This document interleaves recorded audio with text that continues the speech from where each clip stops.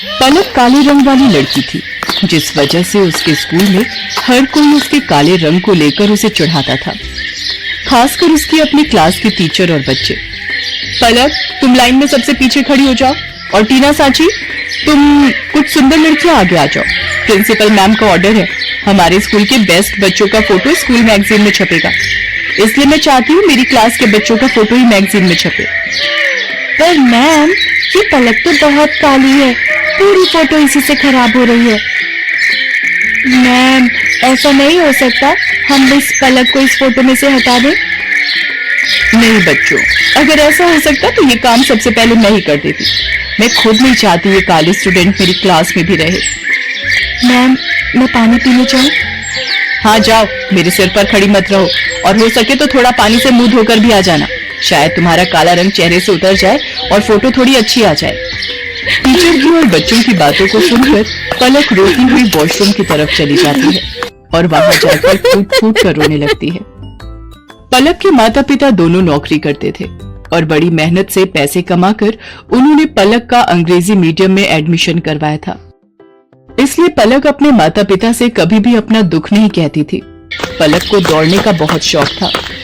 वो रोजाना सुबह स्कूल जाने से पहले दौड़ने का अभ्यास करती थी, पर वो जब भी अपनी टीचर से स्कूल में दौड़ प्रतियोगिता में भाग लेने के लिए कहती थी तो उसकी टीचर उसे साफ मना कर देती थी और बच्चे उस पर हंस देते थे। तू दौड़ेगी? अपनी शक्ल देखी है कभी शीशे में? मैम तुझे कभी भी दौड़ प्रतियोगिता में नहीं लेंगी। आज तक हमेशा से टीना ही विनर रही है और आगे भी रहेगी। इतनी देर में क्लास टीचर भी आ जाती हैं। बच्चों, हमारे स्कूल को बहुत ही बड़े लेवल पर दौड़ प्रतियोगिता के लिए भेजा जा रहा है। टीना, मैंने तुम्हारा नाम प्रिंसिपल मैम को दे दिया है। ओके मैम, मैं आज से ही प्रैक्टिस शुरू कर देती हूँ। मैम, मैं भी दौड़ प्रतियोगिता में भाग लेना चाहती हूँ। नहीं पलक, मैं तुम्हें इस प्रतियोगिता में नहीं ले सकती। तुम देखने में बिल्कुल भी सुंदर नहीं हो, और अगर मैंने तुम्हें इस प्रतियोगिता में ले लिया और तुम हार गई तो प्रिंसिपल मैम मुझ पर गुस्सा होंगी। पलक रोती हुई घर आती है, पर जैसे ही वो अपनी माँ को सामने देखती है, अपने आंसू पोंछ लेती है और खाना खाने बैठ जाती है। पर उसका मन उदास था, इसलिए पलक अगले दिन स्कूल की छुट्टी ले लेती है। उसे पता था कि वो स्कूल जाएगी तो और बच्चों को प्रतियोगिता में जाता देख उसका मन दुखेगा। अरे पलक बिटिया, आज तू स्कूल नहीं जा रही? नहीं माँ, आज बस थोड़ा सिर में दर्द है, इसलिए घर पर आराम करूंगी। कोई बात नहीं पलक बिटिया, तू तो रोजाना ही स्कूल जाती है, आज छुट्टी कर ले और आराम करना। एक काम करो, आज तुम चले जाओ, मैं पलक के पास ही रुक जाती हूँ। उसे किसी चीज की जरूरत होगी तो बना दूंगी। ठीक है, फिर मैं अकेला ही काम पर चला जाता हूँ। पलक की माँ उसके पास ही घर पर रुक जाती है।